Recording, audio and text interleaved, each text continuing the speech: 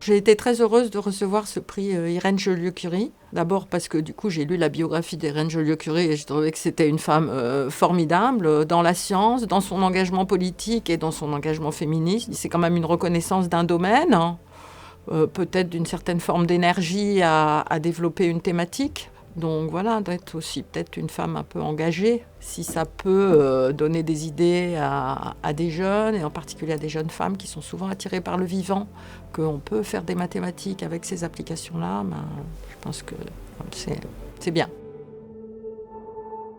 Moi, je suis ce qu'on appelle probabiliste, c'est-à-dire que je travaille dans le domaine des probabilités. Donc, les probabilités, c'est une science qui essaye de quantifier le hasard. Et donc, moi, je m'intéresse à des phénomènes qui dépendent du temps et qui évoluent de manière aléatoire. Je m'intéresse à ces applications à la biologie, hein, donc, en particulier à la biologie des populations. Par exemple, on peut poser la question, dans combien de temps à peu près cette espèce qui est en voie d'extinction risque de s'éteindre ?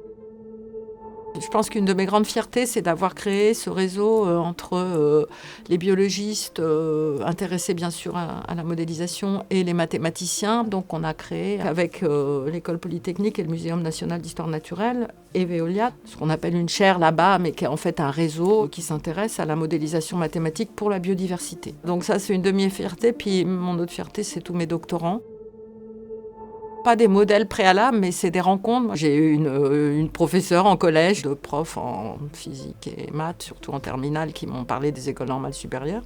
Ma directrice de thèse, qui était donc professeure à l'école normale supérieure, qui m'a montré que c'était possible. J'étais collègue. Ça a été un petit peu dur au début, parce que je suis arrivée dans un laboratoire de maths qui était quand même très masculin, assez misogyne. C'était compliqué d'aimer bien s'habiller, d'avoir envie de rire et de donner l'air d'être sérieux, parce qu'il fallait avoir l'air sérieux. Donc effectivement, il y a eu des années quand même un petit peu dures. Et par rapport à une vie de famille, on traîne quand même une culpabilité un certain temps. Mais après, vos enfants seront tellement fiers de vous et tellement passionnés par ce que vous faites. Moi, je vais vous dire, vraiment foncez si vous aimez les maths, si ça vous intéresse. On a absolument besoin de scientifiques en ce moment. On n'a pas assez de scientifiques. Et si on considère qu'on n'a pas besoin de femmes, on se prive de l'intelligence de la moitié de la population. Donc je trouve que c'est quand même assez bizarre de raisonner comme ça. Et on a notre place, complètement.